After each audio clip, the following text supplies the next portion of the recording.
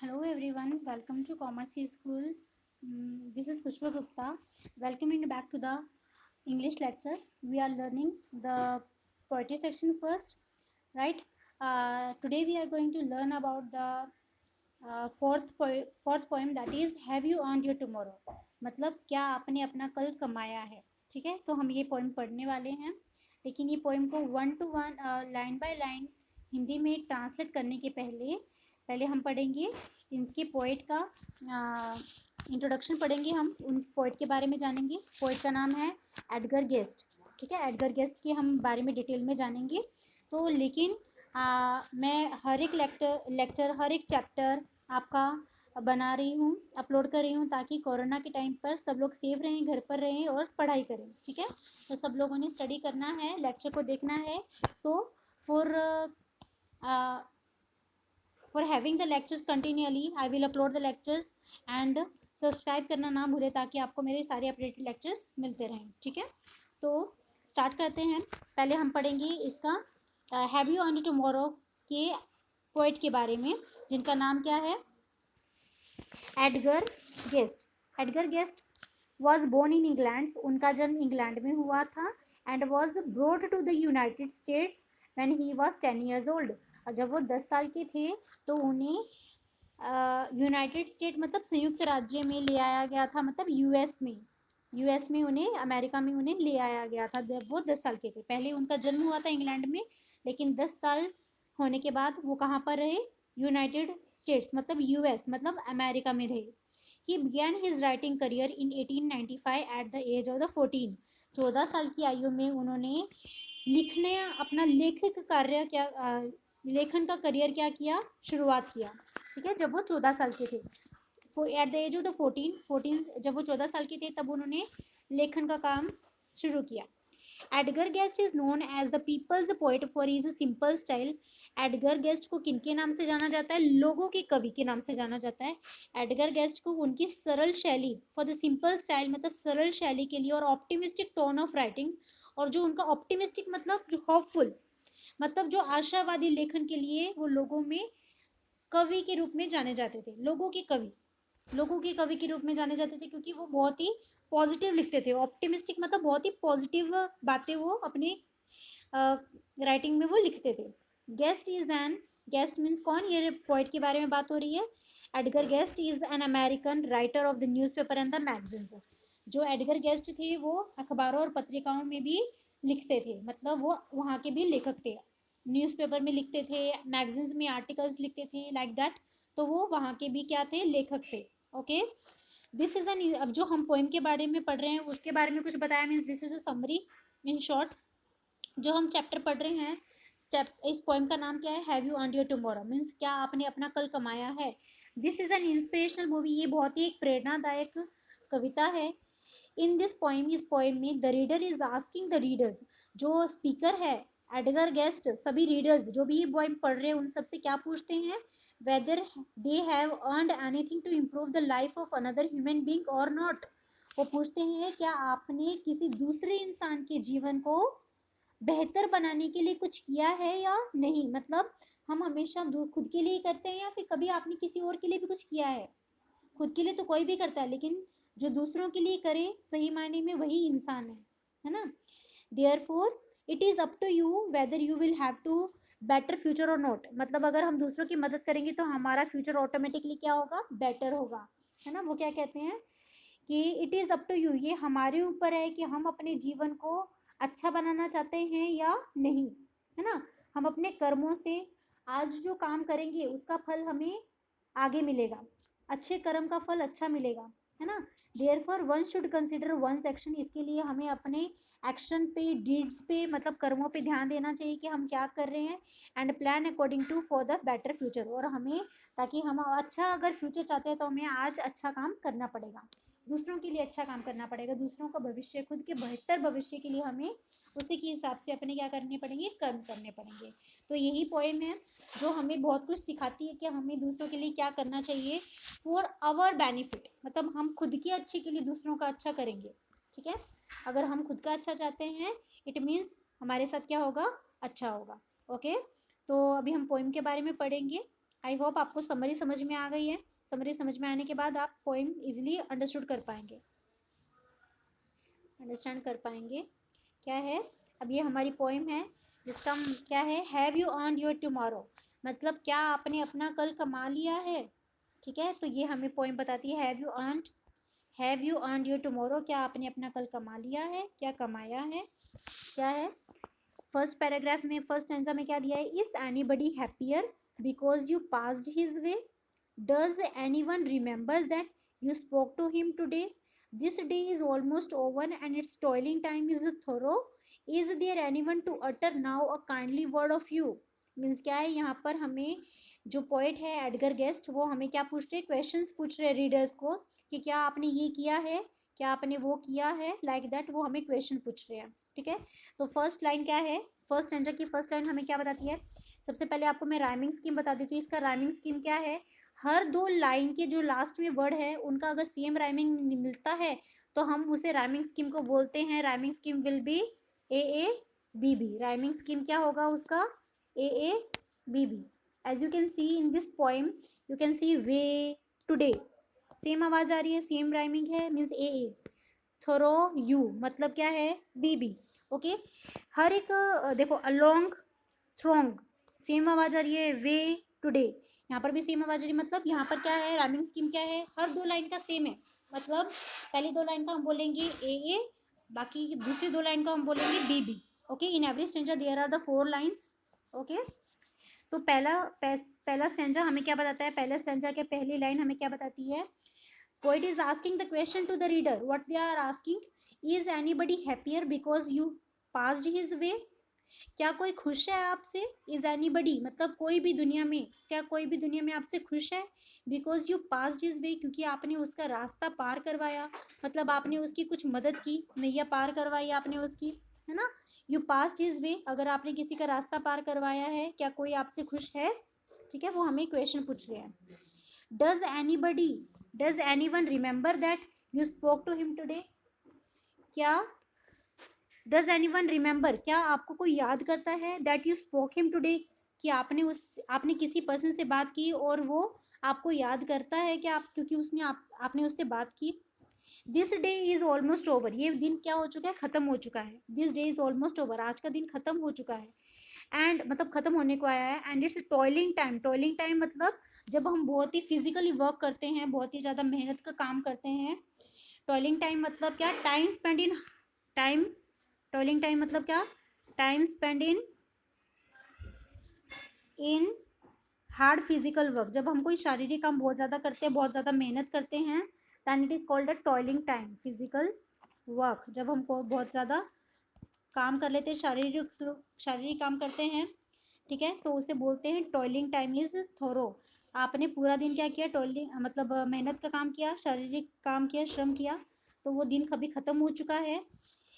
Is there anyone to utter now a kindly word of you, क्या अभी कोई है, मतलब पूरा दिन मेहनत करने के बाद जब रात को वो सो रहा है, तभी भी इतनी थकावट के बाद भी, इतना थकने के बाद भी कोई ऐसा है जो अटर कर रहा है, मतलब आपके लिए क्या कर रहा है, अच्छा बोल रहा है, काइंडली वर्ड ऑफ यू, आपके बारे में कुछ अच्छा बोल रहा है, आपका शुक्रिया अदा कर रहा है, आपका आभार मान रहा है, मतलब थकने के बाद भी वो आपका शुक्रिया अदा मान रहा है। क्या कोई ऐसा है, मतलब आपने किसी के लिए कुछ ऐसा किया है, किसी का आपने रास्ता पार करवाया, किसी कुछ बहुत ही अच्छा किया, किसी के लिए नैया पार करवाई, या फिर आपने किसी से इतना अच्छा बोला, हाँ, कि इतना मेहनत भरा दिन गुजारने के बाद भी जब वो रात को सोने के लिए जाता है, तब वो आपके लिए आभार मान रहा है, मतलब आपका वो शुक्रिया अदा करता है। तो कोई ऐसा आपने काम किया है क्या, the poet is asking this question to us. Okay, then after second stanza क्या बोलता है, did you give a cheerful greeting to the friend who come along, or a churlish sort of howdy, and they then vanish in the throng. Were you selfish, pure, and simply as you rushed along the way, or is someone mighty grateful for the deed you did today? मतलब did you give a cheerful greeting to the friend who come along, क्या आपके पास जो आपका friend आया था, आपका जो friend आया था आपके पास, दोस्त आया था, आप उसे चेयरफुली ग्रीटिंग किए। चेयरफुली मतलब हैप्पीली, एकदम खुश होके, ग्रीटिंग करना मतलब मिलना, क्या आप किसी से एकदम खुश होके मिले जो आपसे मिलने आया था।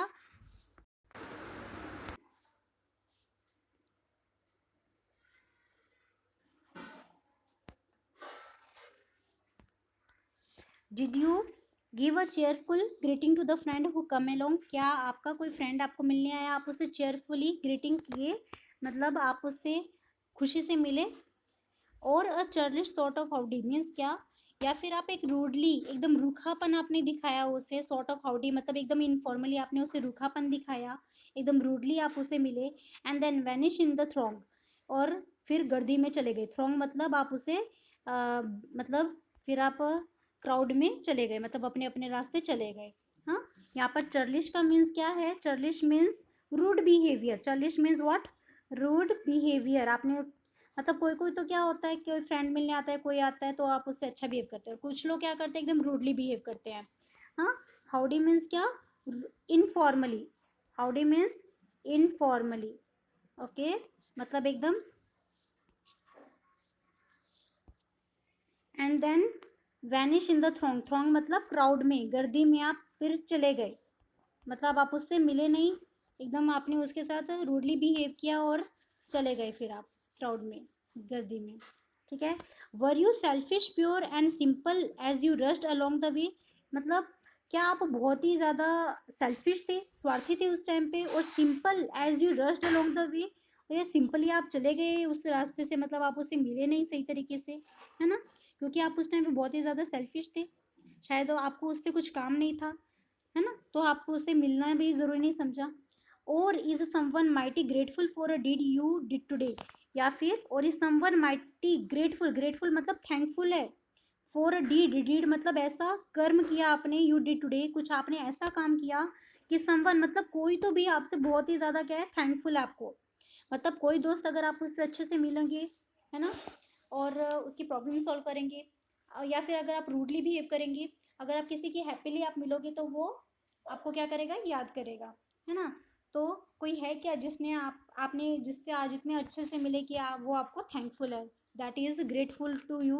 Okay, then third one, third stanza में हमें क्या पूछ रहे हैं, पोइट क्या क्वेश्चन पूछ रहे हैं, can you say tonight in parting with the days that is sleeping fast. Can you say tonight, क्या आज आप रात को बोल सकते हो, in parting with the days मतलब डे के जाते जाते आप क्या कह सकते हो, क्या that is sleeping fast. Sleeping fast मतलब कि मतलब जो फिसल रहा है, जो दिन आज जा रहा है रात होते होते, क्या आप कह सकते हो आज के दिन के बारे में, that you helped a single brother of many that you passed, मतलब यहाँ पर आप अपने भाई की बात नहीं कर रहे हो, यहाँ पर all Indians are my brothers and sisters वाले आप भाई की बात कर रहे हो, मतलब दुनिया में आपने किसी तो भी पर्सन की, किसी के भाई की आपने मदद की क्या। हाँ, जो आज दिन गुजर गया है उस दिन में आपने किसी की मदद की क्या, have you helped anyone. Is a single heart rejoicing over what you did और सेड, क्या कोई दिल है, क्या कोई पर्सन है जो रिजॉइसिंग मतलब जो कि बहुत ही ज़्यादा खुश हो रहा है, ओवर व्हाट यू डिड और सेड, जो आपने उसके साथ कुछ ऐसा काम किया या फिर ऐसा कुछ कहा कि आज वो खुश, बहुत ही ज़्यादा खुश है उसका दिल आपके लिए।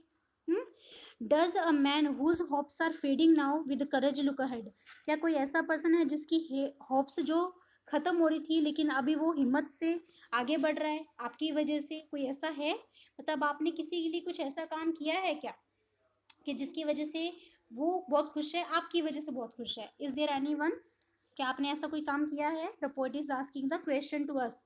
Then after in the last stanza we can see that, last stanza में हमें क्या दिखाई देता है, did you waste the day और lose it, was it well or sorely spent? Did you leave a trail of the kindness or a scar of discontent? As you close your eyes in the slumber, do you think that God would say, have you earned one more tomorrow by the work you did today?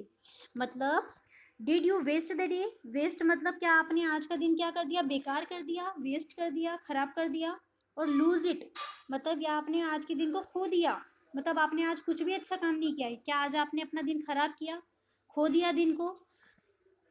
फिर comma, was it well या फिर वो अच्छा था आज का दिन, या फिर सोरली स्पेंट, या फिर सोरली स्पेंट, या फिर सोरली मतलब एकदम कड़वा गुजारा, मतलब खराब गुजारा। ठीक है, स्पेंट मतलब बिताया। ठीक है, मतलब आपने आज का दिन खराब कर दिया, वेस्ट कर दिया, या फिर आपने आज का दिन खो दिया, मतलब आपने आज कुछ भी अच्छा काम नहीं किया, या फिर वॉज इट वेल या फिर आज का दिन अच्छा था, और सोरली स्पेंट या फिर आपने आज का दिन खराब बिताया। Did you leave a trial of kindness, leave मतलब क्या, आपने कुछ निशान छोड़े, ट्रायल ऑफ काइंडनेस, दयालुता के, किसी के साथ कुछ अच्छा किया, और स्कार ऑफ डिसकंटेंट मतलब स्कार मतलब निशान छोड़ना, निशान किसका निशान, डिसकंटेंट मतलब कोई आपसे अनहैप्पी है, डिससेटिस्फैक्शन।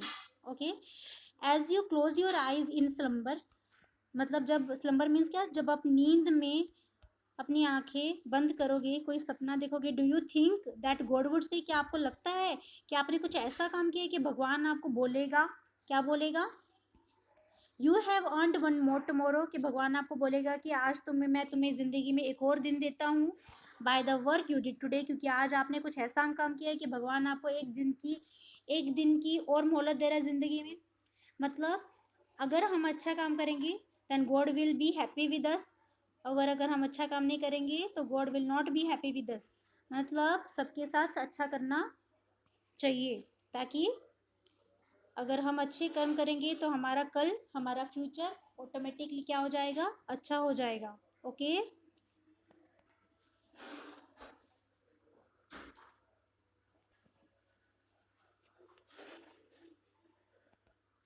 वी मस्ट कंटिन्यूसली, हमें हमेशा दूसरों की मदद करनी चाहिए, क्योंकि खुदा भी अपने रहमतों की उस पर बरसात करता है जो ज़रूरतमंद की मदद के लिए आगे बढ़ता है। ओके, और इस कोरोना टाइम पे सबने हेल्प करनी है, ठीक है। आप देख सकते हैं कुछ मैसेज, ताकि आप लोगों को समझ में आए कि helping to others is really important. Okay, और हेल्प करते टाइम ये मेरी रिक्वेस्ट है, ध्यान से पढ़िएगा, ठीक है। ओके, क्योंकि भगवान सब देख रहा है, किसी और को दिखाने की कोई ज़रूरत नहीं है, ठीक है। तो हमें ये पोएम हमें ये बताती है कि हमें दूसरों की हमेशा क्या करनी चाहिए, मदद करनी चाहिए, ठीक है, ताकि भगवान हमसे खुश होगा और हमारा फ्यूचर, कल का फ्यूचर क्या होगा, अच्छा बनेगा। ओके, आई होप सबको समझ में आई ये पोएम, आई होप सबको ये पोएम समझ में आई। अगर आपको ये पोएम समझ में आई है, लाइन टू लाइन एक्सप्लेन किया है मैंने, अगर आपको कोई डाउट हो तो आप मुझे कमेंट बॉक्स में बताइए, और अगर आपको पसंद आया then like the video, okay, and share it to your friends, ताकि सब लोगों की लॉकडाउन में हेल्प हो सके, कोरोना के टाइम पे सबको घर बैठे पढ़ाई करने को मिल सके, ठीक है। और चैनल को सब्सक्राइब करना ना भूलना, ठीक है, ताकि मेरे अपडेटेड लेक्चर्स आप तक पहुँचते रहे, ठीक है। Thanks for hearing me, thank you so much.